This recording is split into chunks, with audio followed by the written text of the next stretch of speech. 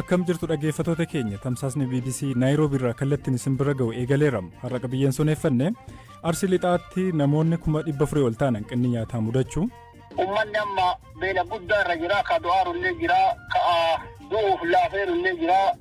Olompikii Tookiyoo barana gaggeeffame irratti Itiyoophiyaan qabxii eegame gadi kan galmeessiste maalirraa madde ittaanaa federeeshinii atileetiksii Itiyoophiyaa atileet Gazzaany Barraa gaafanneerra. Rakkoo guddaan ijoolleen hirmaachuu kan qaban irratti hirmaachiisne. Naannoo Affaaritti aleellaa raawwateen lubbuun namoota 200 olii darbuu UNICEF yaaddoo qabaachuu ibsu akkasumas hariiroo dippiloomaasii Itiyoo Sudaan ilaalchisuudhaanis gabaasa qabna oduuf odeeffannoo biroos qabna ani Hirphaa Gammachuuti wajjin turamu.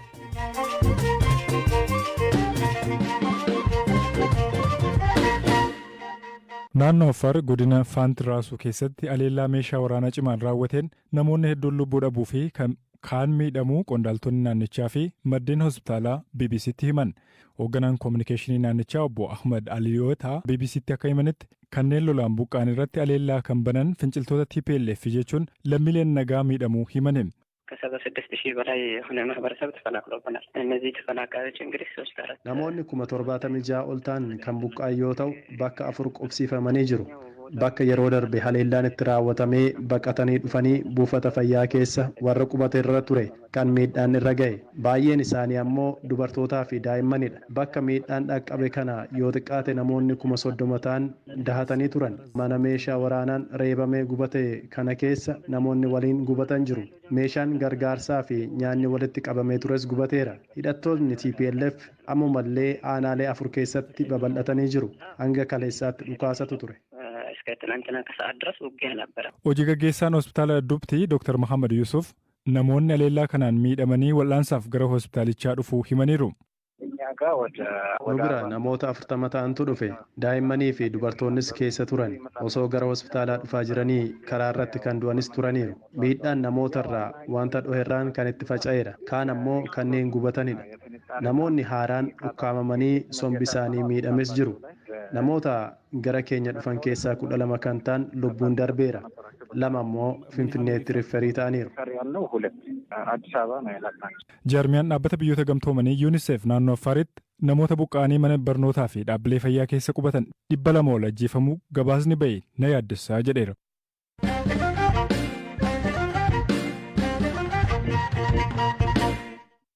Godina Arsii Lixaa aanaalee 5 keessatti hanqina roobaa irraa ka'uun namoonni 400 ol ta'an hanqina nyaataaf saaxilaman.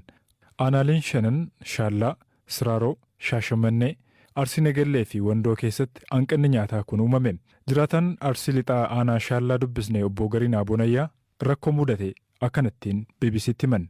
Dhabame isaanii irrattillee caafnillee roobni hin dhabame. Rooba dhabame irraallee kaka'ee sanyiin balbii kan facaafatanillee hin badee. Sanyiin jalaa badee taan bisaanis fixee kanarra kaka'e ummanni amma beela guddaa irra jira ka du'aarullee jira ka du'uuf laafeerullee jira akkanaati jira jechuu kanni irraa kaka'e amma rakkoo kana jira naannoo keenya.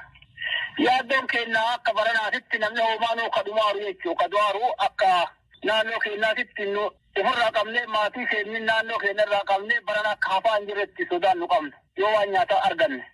Rakkoon geerraa kan ka'e kanaaf falli barbaadamaa akka jiru itti gaafatamaan hooggansa sodaa balaa godinichaa obbo Yaaseen Garjuu BBCtti himaniiru. Akka godina keenyatti naannoo nama 400 oli aanaa gara naannoo 5-6 aanota kanallee addaan baafneerra. Tokkoffaa aanaa Shaallaati. Lammaffaa immoo Siraaroodha. Sadaffaan Shaashamannee, Arfaffaan Arsii Nagelleeti. Kun Wandoodha. Wandoo guutumaan guutuu osoo hin ta'in cinaa isaati. Aanonni kan biraallee darbeen jira akka Ajaabbaallee amma itti daddabalamaa jira. Ka'umsi rakkoo kana bona dheerate wajjin wal qabata. Aanota kanneen bara kana jalqabaa kaaseetiin fulbaanarraa kaasee haga waxabajjiititti roobni hin turre. Kanarra kan ka'e beelli kun uumamuu danda'ee jira. Dabalataan ammoo naannoo aanaa Shaallaa aanaa Siraaroo kanatti bishaan wajjin illee wal qabate rakkoo jira. Jeerikaa tokko naannoo qarshii 30 qarshii 20 achi olis bakki itti bitamu jira. Kana wajjin wal qabate rakkoon kunneen hawaasa irratti daddabalameera. rakkoo kana hiikuudhaaf ammoo qaamni mootummaas ta'ee miti mootummaa uummannis tumsa adda addaa taasisaatii turee jira. Dabalataan ammallee deeggarsa kan barbaadan ta'uusaa kaasuu barbaada. Bonni dheerachuutiin wal qabatee rakkoon uumamee jira jecha. Obbo Yaasiin garuu amma yoonaatti namni beelaan du'e akka hin jirre himane.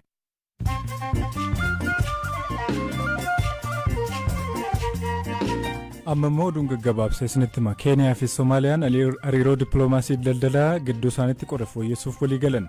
Waliigalteerra kan ga'ame erga ministeeronni dhimma alaa biyyoota lamaanii Mogadishootti sanbata darbee wal ga'aniin booda jedhameera. Daa'imni wayita dhalattu addunyaarraa hunda caala xiqqoodha jedhamte wal'aansa baatilee 13 booda hospitaalaa baateen Singaappooritti kan dhalatte daa'imni kun bara darbe wayita dhalattu hamma appilii tokko geessi jedhameera. Afgaanistaanitti lola Taalibaanii fi mootummaa gidduutti hammaate keessatti yoo xiqqaate daa'imman 27 guyyoota 3 keessatti du'an. Dhaabbanni biyyoota gamtoomanii miidhaan daa'imman irra qaqqabu saffisaan guddachuun na yaaddessa jedheera. Jiddugala Naayijeeriyaatti qondaalli olaanaan mootummaa Niijeer garee hidhattootaan butame Muhammad Saanii Idris Koomishinii Odeeffannoo mootummaa Niijeer garee hidhattootaan mana isaaniitii butamuun himamee jira. Liyoonel Meesiin Baarseloonaa bahuun erga milkaa'ee booda bilisaan PSG'dhaaf mallatteessuudhaaf gara Paarisitti imalaa jira. Deeggartoonnii fi miidiyaaleen hedduun isaanii buufata xiyyaaraatti Meesii eegaa jiru jedhameera. Maayirratti WhatsApp hojimaata suuraa fi viidiyoon ergaa takka mul'ateen booda akka badu gochuu dandeessu jalqabuuf jedhameera. Oduun sa'aatii kanaaf qabadhe isaan kana turan.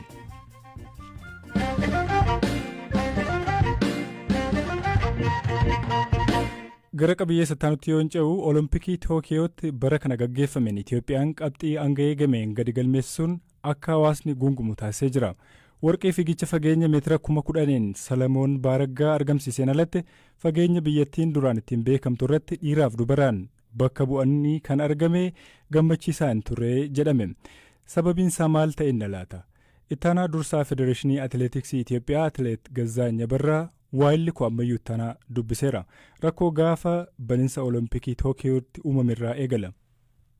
Beekamu akka biyyaatitti aduu open ceremoniin godhame akkuma kanaan dura dubbadhe warqee tokko Itoophiyaan dhabdee jirti kan jedhe biyya waamsisuun aduu biyyi akka biyyaatitti hirmaatee achirratti argamu alaabaan qabatanii karaa waltajjii saniitti deeman tokkoffaa nama biyya alaati lammaffaa nama tokkoon hoogganame namni ummata miliyoona 120 ol qabu kun akkasitti hirmaachaa san keessatti akkana ta'uun baay'ee dhaga'ameera. Achirraa calqabe qabxiin jiru jechaadha. Qabxii Oloompikiitti gareen Itoophiyaa galmeesse Federeeshinii Atileetiksii Itoophiyaa akkamiin ilaala? Dabarsee sitti muufi qabxii kana olkaadhaan ilaala jedhee akkana siin hin jenne beektaati. Maaliif akka itti qophoofnetti teeknikaalii inni wanni badee jira. Sodaan keenyas kanuma wanna ta'e rakkoo guddaan ijoolleen hirmaachuu kan qaban irratti hin hirmaachiisne. Sababni ijoo maali? Tokko lama sadeetti yoo gabaabsee natti himte. Tokkoffaa akkuma nama calqaba sii kaase kana Oloompikiin ogummaa isaa malee atileetota tokko keessaa baasee kan shanaffaa ba'an fuudhee deemee ijoolleen saayikooloojii goddaamtee jirti eenyu agadhuma deemanii ammoo karaa wal dorgommii deemanitti ijoolleen eenyu akka kaasan hin beekanii turan. Ni garuu isaan qabxii fidanii dabarsinee turre inni guddaan akka qabxii hin dhufne kan ta'ame ijoolleen hirmaattu kana baasanii san keessatti galchuudhaan isaan ogummaa malee wanni isaan godhan qabxii nu dhabsiisee jira. Maaraatoon irratti sadan isaan hin xumurre warri dhiiraa sababni maali? Ergasii booda wanti haasoftan ni jiraa? Suuraan hamstringii dhukkubee ture torban tokko yoo hafu asii faayinaal tireeningii irratti gurbaan afuraffaa irratti Haacaaluun kan galmaa'ee jiru taffaa kan jiru isaan hin galmeessine Oloompikiin Qananiisaa galmeesse gurbaanis afuraffaa irra jiru sun deemee hirmaachuu hin dandeenye wannan galmaa'uuf kana keessatti qabxiin jiru dhugaa dubbachuuf guutumaan guututti ijoolleen saayikooloojiidhaan godda'amanii jiran bulluqni jiruu fi jiru akkuma jirutti ta'ee jechaadha. Wanni si'achi eegnu maali? Marii teessumoo gama teessumoo akka furmaataatti wanni ta'uu qabu maali jettanii yaaddu? Yaadni uummata biraas ni dhiyaate hoo maali? Miira uummataa kan akkamiin hubattan? Manni akkuma beekamu kaleessa Olompikii irratti Abbabaa Biqilaa irraa calqabee warqee eegaa kun beekamaadha. Gatta'anii warri mootummaan tanaan dura iyyaa turre kun akka hin beekne iyyaa turre kana keessa galanii direeshinii keessas rakkoon hoo jiraate Olompikii keessas rakkoon hoo jiraate san furmaata tokko akka kennan dhaamsa dabarsuun barbaadu. Keessattuu Olompikii keessatti maandeetii ofii wallaalanii maandeetii atileetiksii direeshinii keessa galuudhaan hojiin hin taane hojjetamu qabxii irratti waan akkanaa fide tokkoon keenya beekte itti gaafatamuu qabaata jedheetanii yaada. Rakkoon jiru addaan bahu malee ammas rakkoon hin oolu jedheetanii yaada. Akka atileet Gazzaan jedhutti jilli atileetota Olompikii Tookiyoo irratti hirmaatanii kamisa ganama gara biyyaatti galuudhaaf jiru.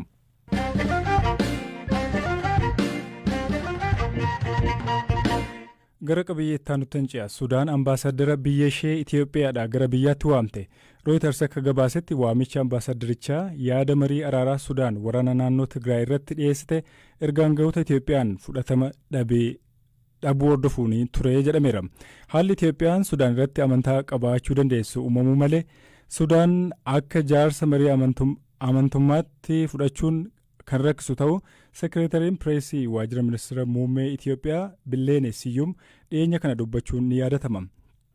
Ministeerri dhimma alaa Sudaan guutummaatti yaalii ishee kuffisuurra Itoophiyaan waan Sudaan gochuu dandeessu yoo yaadde ejjennoo ishee ni fooyyessiti jechuun ibsa baase. Hayyuun siyaasaa Afrikaa ba'aa xiinxaluu Abdurrahmaan Said dhimma kanarratti BBC wajjiniin turtii taasisaniiru. የሱዳን አደራዳሪነት መጀመሪያ ለምን እንደተነሳም ብዙም የሚታወቅ ነገር የለም። ጃርሱማን ሱዳን ኩን ማሊፍ akka ka'e wanti beekamu hin jiru. Haa ta'u malee wanti jedhamu aangawoonni Ameerikaa ministeera dhimma alaatii hanga hooggantuu USAID Samantha Poweritti aangawoota Sudaan waliin dubbataniiru. Isaan booda ture Sudaan Itoophiyaa fi finciltoota TPLF araarsuuf jaarsummaa taa'uuf fedhii akka qabdu kan himte. Jaarsummaa Sudaan kan Itoophiyaan hin fudhadhu jechuun waan dheekkamsiisu ta'uu hin qabu ture. Sudaanis ambaasaddara ishee biyyatti waamuunis hin barbaachisu ture. Hariiroon Itoophiyaa fi Sudaan gidduu jiru akka isheen jaarsa ta'uun araarsitu kan taasisu waan hin taaneef wanta nama ajaa'ibu ta'uu hin qabu. Itoophiyaatiin dubbii barbaaduun Sudaan kun keessattuu humni waraanaa biyyattii mootummaa Itoophiyaa dhiisee TPLF fi mormitoota biyya keessa jiran akka warra Benishaangul Gumuz keessa waliin hariiroo uummachuu fi gargaaruu fedhuuf sababiin akka jiraatu waan fedhan fakkaata. Dhimmicha Itoophiyaan ammoo kan daangaas ta'e kan hidha haaromsaa laga Abbayyaa miira tasgabbaa'ee fi dippiloomaasiitiin hordofaa turteetti. Sudaan kun waan ishee hin geenyeef gara waldhabdee hammaataa ta'etti ol guddisuu barbaaddi. Ambaasaddara tokko waamuun tarii mariif yookiin ammoo dallansuu agarsiisuuf ta'uu danda'a. Ameerikaan TPLF'n gargaaruudhaaf Sudaan malee akka hin taane waan beekaniif tarii ga'een Sudaan kana keessa akka jiraatu barbaaddi. Kan biraan Ameerikaanotaan baay'ee dubbatamaa kan ture gama Tigraayinis kan ka'e TPLF akka dureetti kan kaa'e daangaan Sudaan akka banamuuf gaafateera. Masriinis fedhii Itoophiyaatiin dadhabsiisuu ni qabaate ta'a. Wanti eeggatamuu hin qabne garuu daangaawwan idil addunyaa yeroo hundaa itti gaafatamummaan isaanii mootummaa federaalaa jalatti. Osoodhuma walqaa'ee Tigraayiif deebi'ee mataasaa daangaa walqaa'iitii fi Sudaan gidduu jiru itti gaafatamni isaa kan mootummaa federaalaati. Biyyoonni jaarsummaatiif walaba ta'uu danda'an kan akka Keeniyaa, Afrikaa kibbaa ta'u turan. Garuu kana hunda dhiisanii Sudaan irratti xiyyeeffachuun Sudaan waliin walitti bu'iinsa keessa akka galamuuf barbaadameeti. Mootummaan Sudaan yeroo ammaa kun kan amanamu miti. Sababiin isaas hirkattummaa Masrii jala waan jiruufi. Kana irratti ammoo hidhattoonni TPLF achi keessa akka jiranis ni beekamu. የሱዳንን ሚና እዚህ ላይ እንዲኖር ይፈልጋሉ። Dhaggeeffattoota keenya sagantaa keenya gara goolabuutti finnee jirra. Mammaaksa BBC guyyaadhaan isinitti hima. Abbaa warraa gowwaan eelee buddeenaa cabdetti kolfa. Egaan xumuruudhaan dura qopheessaan guyyaa har'aa Biraanuu Gammachuuti kan isin dhiyeessanii Hirphaa Gammachuuti waan nu caqasitaniif galata guddaa qabdu.